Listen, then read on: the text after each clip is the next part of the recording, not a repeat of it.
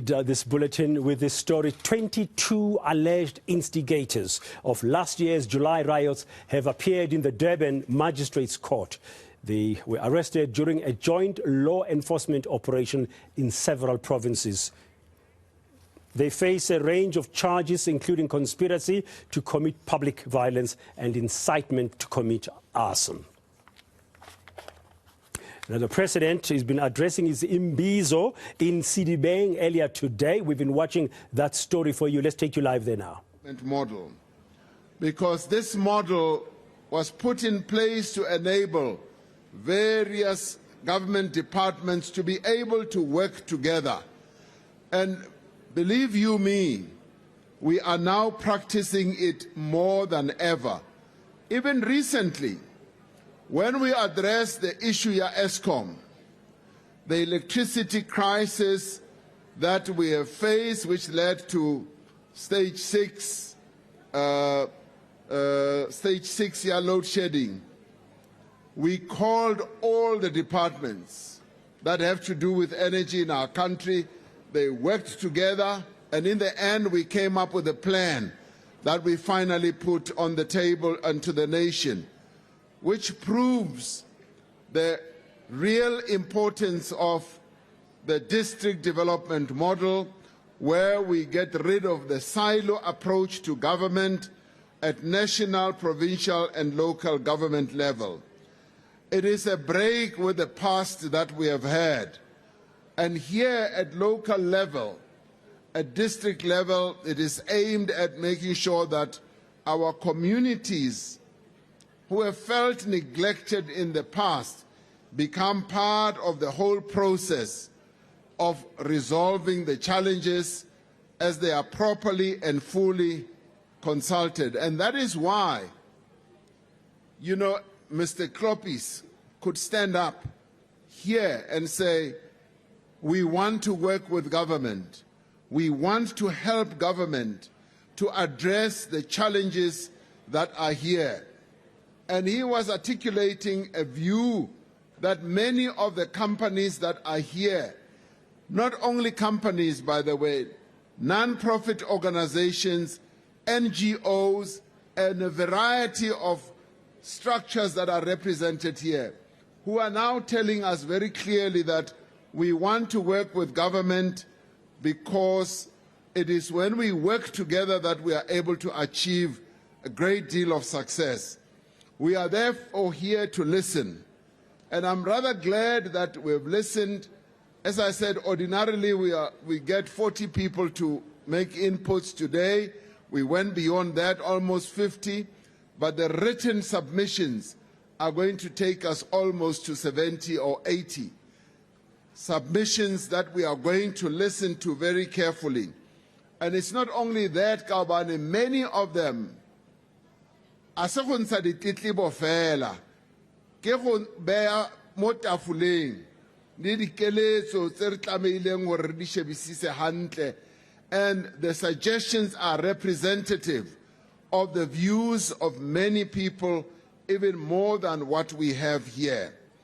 And the presence of so many members of cabinet and provincial council, as well as local government, just shows you the seriousness with which we approach this.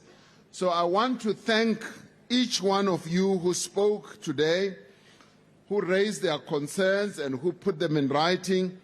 I also want to thank those, yes, who offered constructive criticism, because it was not only, you know, questions that you raised, and some of you have raised constructive criticism and advice. And we've also heard about the many challenges that are present here. And by far, unemployment is the biggest challenge. And it is the biggest challenge because over many years, businesses and factories here in Sedibeng have closed. Even as we were driving through, I looked around and realized a number of these factories have closed, and many of them have shrunk, and they are no longer the big employers that they used to be. So This area used to be the key industrial hub of our economy, but what I can say, not only from what the Premier said, but also from what I know is on the table, the Gauteng government has ambitious plans to revitalize Sedibeng by developing agriculture, and you heard from Minister Titiza, by developing logistics, tourism, and industries as well. And these plans are pivoted around, they revolve around the Vaal Special Economic Zone, which we have heard has the potential of creating up to 170,000 jobs over the next few years. That is a serious number of jobs that will be created right here in Sedibeng. The SEZ is also going to include another wonderful concept that I like, which is the Vaal River City. We've had this wonderful resource for years and years, the river. If you look at other countries, they always have their cities around the river. And we had our city, our main city, Johannesburg, around Bovelkom, around gold mines. Now, with our mining sector, particularly those gold mines, having really run out of ore, I'm glad that the Gauteng government is raising their eyes beyond the horizon. They are coming up with an ambitious plan where, yes, you could create a city around the Vaal River as part of the special economic zone that is going to be set up here. And this SEZ will support a skilled workforce.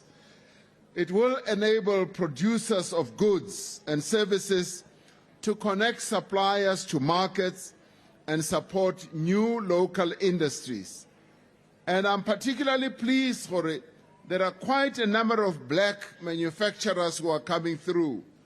And it's important that we should focus on that as well as part of our black industrialist program at national government level. We want to promote those who were willfully, intentionally locked out of participation in the economy of our country. And we want to focus on this area for reindustrialization, and the initiatives that the government in this province is doing is also to hold investment conferences.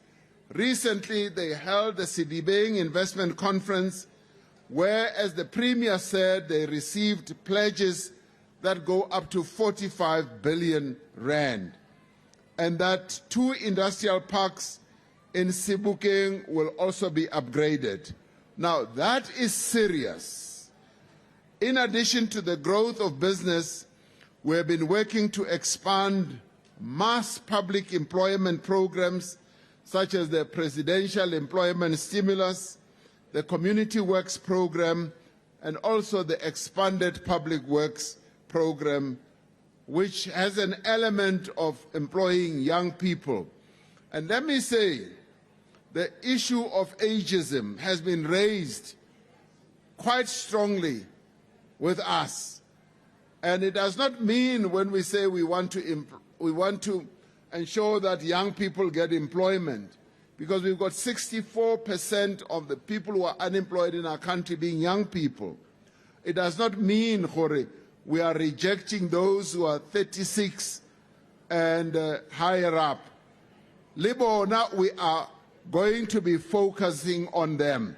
So this notion, ageism, just throw it out of the window. We are going to create jobs for all the people in our country. Now,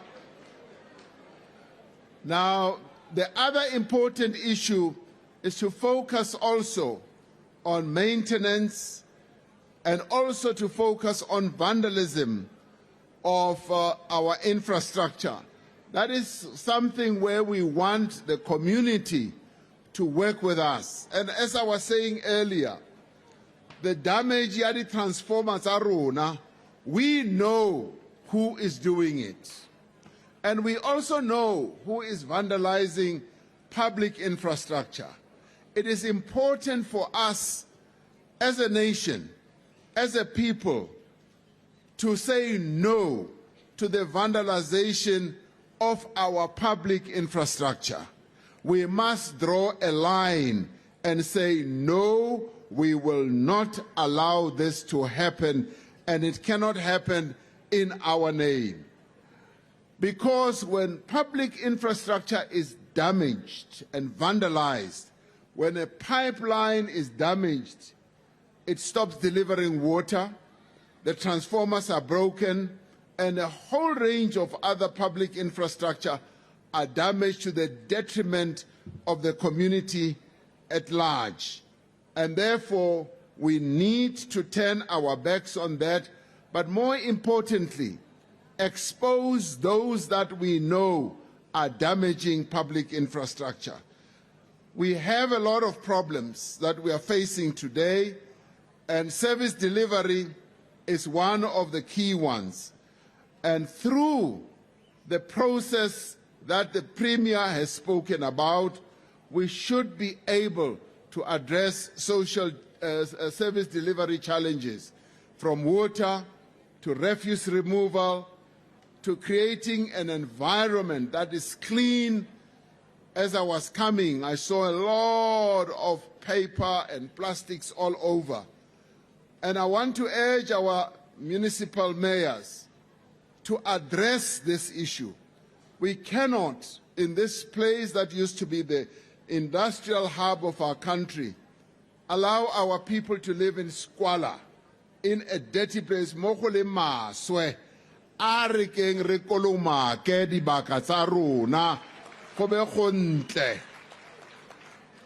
As government, we are taking a lot of processes to implement our economic recovery and reconstruction plan. And in doing so, we are touching on many of the issues that need to be addressed. And as many of you alluded to here, the various issues you raised, we will be able to address them. And I believe from human settlements, from housing, Minister Kubai has conceded, or yes, over many years, we have not paid attention to our hostels. Many of our people, a number of our people still live in hostels, and we have basically neglected them. So we will admit, there we have been quite neglectful, and I would like to see us go to those hostels and revamp them, and even go to those apartments where there is water and sewerage and revamp them. Our municipalities must pay attention to what needs to be done so that our people can live with dignity. We cannot allow a situation where our hostels, which were built in the 60s to feed the migrant labor system, to the extent that they continue, they should continue being places of squalor, places where our people should not really be living in. So, but I'm pleased here, Sedibeng, that there are 7 human settlement projects. And as I've gone through the documents, these are mega projects that are going to build hundreds and thousands of housing units for our people.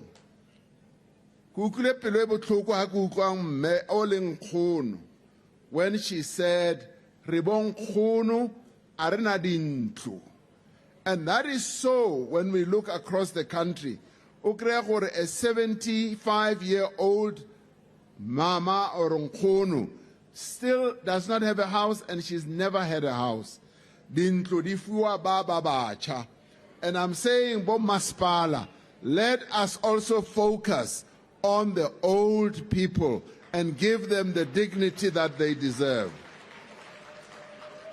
With the military veterans, military veterans, the Deputy President has been working tirelessly with the Department of Defense and military veterans to address the challenges that our military veterans are facing in relation to housing, to health, and also job opportunities. I know that the Premier's office has also been working on this. There may be some gaps here and there. And these are gaps which we can address, and I'd like those to be addressed as well. I'm also pleased that with the 3 municipalities that we have, one of them completely being under a different party, I'm glad that even the mayor is here and he has heard some of the challenges that our people have, and that those that are under the governing party, the issues are going to be addressed. We want to see improvement of the lives of our people from a service delivery point of view from now on with immediate effect. For there must be changes. So today I am rather pleased for we have been able to deal with a number of issues, and also the issues that have to do with some of the key challenges, including electricity issues, and that is why even the CEO of ESCOM has been here. For I kutlwele liena, the Minister of Public Enterprises, I kutlwele, Minister of Water and Sanitation, kaofela some of the key areas where our people have been having problems.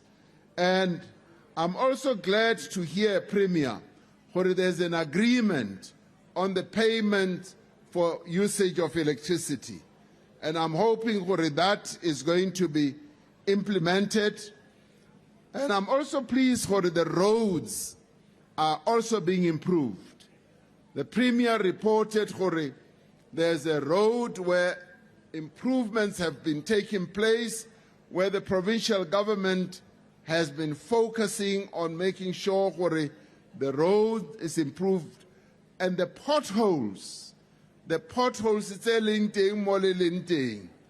We now have a project which is led by the Minister of Transport, which is going to be executed by Sanral to close potholes. I've basically said I want potholes to be addressed throughout the country, and that is now going to get underway. And kabani la muitsi Minister of Transport ke unale tsela ya buang ka yona or ke o bitsa project Valazonke or batlo kwala di project di potholes kaofela, and that is also going to be addressed. Crime is a big problem in this district, as it is in many other parts of the country. A number of people today also spoke about the challenge of crime, sense of insecurity in their areas, and I'm very pleased that we've got a number of our police officials here. We've also got the Minister of Police here as well. They have listened and they have heard. Or there are quite a number of areas where we need to pay attention. What we have now become more determined on is that we are going to address the question of crime, be it illegal mining, be it any form of criminality. We are going to address it with the seriousness that it requires. When these criminals become serious, they will find us much more serious than they are, and we are going to deal with them in the most effective way. We didn't hear much about gender-based violence here today, but I want to raise the issue of gender-based violence, particularly because this is Women's Month. We are making progress in implementing the National Strategic Plan on Gender-Based Violence and Femicide through a partnership between government and civil society, and communities. And I'm glad that some of the organizations that are here deal specifically with gender-based violence. We have introduced laws that are going to tighten up the control or our focus on gender-based violence. So we are going to be focusing on that much more. But we also want our community policing forums to work more effectively in this district and work hard to cooperate with the police on an ongoing basis. So people of Sedibeng, your government representatives have been here today, as MEC Maile said.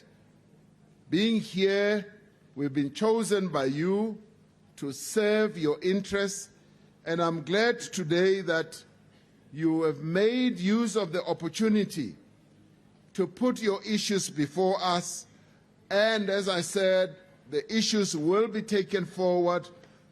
The various issues that have been raised have been written down, and they will be taken forward. And we want you to continue to being active citizens, because active citizenry is key to the development of our democracy, and your involvement at municipal level as well as at community level is critical. Ke batla hore re sebetse mmogo. Gompieno re bontshane ka jeko lena re bontshane gore re a kgona ho sebedisana mmogo, and ha ne re tla kwano go ne go na le bao ba bang who were having placards, who were showing us some of their concerns. That is another way of raising issues. But what I was pleased about that, Corey, there was no violence. They were raising issues that are of concern to them, and we also noted those issues, because our job is to serve you as our people and to be accountable to you. So let us ensure that the challenges that we face as a country, and there are many, and the challenges that you raised will be resolved, will be addressed, and as we work together, kaofela rona, and today we displayed a really good spirit of being able to raise issues in a disciplined manner, issues in a forthright manner, and I didn't have a sense, Hori, the frustration that people had driven them to so much anger. Raise their issues very strongly, and I was very pleased that they could use this platform to raise those issues, because we need to listen to all voices, whether they are soft, whether they are loud, and whether they are hard. Today, we got that chance, and I'd like to say thank you very much, Kileboge, the province, for putting together this Imbizo, the district, Mayor Kiaholeboga, with all those you work with, and the other mayors who are here. And I also want to thank the ministers and the MECs who took time to come here to Sedibeng so that we can have this Imbizo. This has been a very successful Imbizo. Kia leboga, and thank you very much for mosebetsi o motle. Kia leboga.